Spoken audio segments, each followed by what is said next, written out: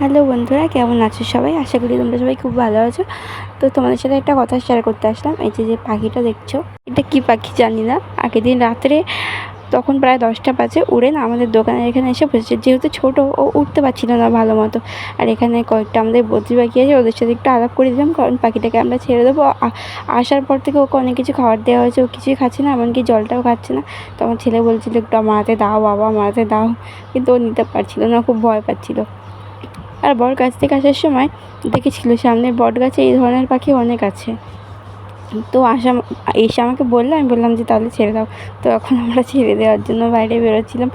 তো এই যে এখন ছেড়ে দেবে। নীল আকাশের বুকে উড়ে যাক, খাঁচায় বন্দি করে রাখা যাচ্ছে না। খুব মায়া লাগছে, কষ্টও হচ্ছে যে উড়িয়ে দিল, ওই দেখো উড়ে চলে যাচ্ছে। আর উড়ে না, ওই যে ওইখানে সুপারি গাছগুলো আছে না, ওখানে গিয়ে বসেছিল। তখন আমার খুব মায়া লাগছিল, এই বাবা ওখানে গিয়ে বসে বললো, উড়ে গেল না। আর ঠিক ওর জায়গা মতো ও চলে যাবে। তো ভালো থাক, সুস্থ থাক। ও খাঁচায় বন্দি হওয়ার জন্য নয়, ও নীল আকাশের বুকে ওড়ার জন্য, তাই ওকে উড়িয়ে দিলাম। তো আমার ভিডিওটা কেমন লাগলো সবাই জানিও প্লিজ।